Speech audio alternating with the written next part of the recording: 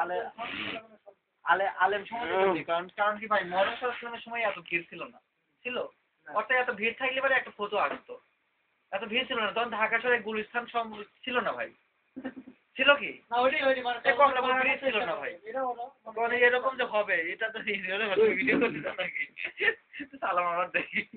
না ঘুরিয়ে আসলে পরে আবার ভাই তখন এই জন্য এটারও একটা অবশ্যই সেই ধারাবাহিক ডক্টর জাকির নাকি ঘোষণা করা যায় তবে 7 বছরের জাকির নাকি তো মেলা বলতে ছিল সার্টিফিকেটটা ছবি আছে তো অনলাইনে করা যায় জাকির নাকি অনলাইনে গিয়ে ফেসবুকে মেসেজ পাঠা দেবো না ইমেল করতে হবে ও ইমেল করতে ফেসবুক আছে ওখানে মেসেজ পাঠা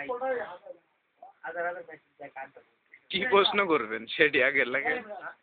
কি সব বদলে নেট আছে পালে এই ধরনের ভিডিওটা নেট যখন আসবে এমনি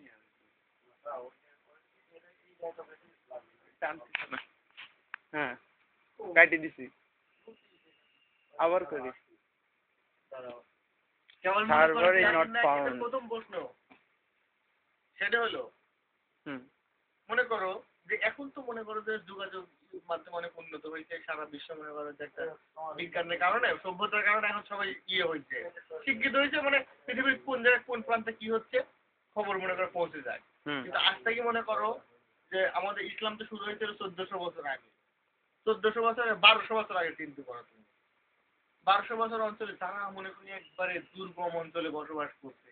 মনে সাল্লাম হয়তো নবুয়ত প্রতিষ্ঠা করার মনে করো হয়তো 20 বছরের মধ্যে কি যেসব একদম মনে করো দুর্গম অঞ্চলের মানুষ এই মানুষের তো মনে হয় ইসলামের দাওয়াত তো মনে করো তারা পাই নাই কিন্তু যারা ওই অবস্থা মারা গেছে তারা ইসলাম যে কি জিনিস সেটা জানে নাই মানে কেউ তাদেরকে কয়ই নাই কিন্তু ওরা ধর কাফের অবস্থায় মারা গেল ওরা তো জীবনে শুনলেও ইসলাম কি জিনিস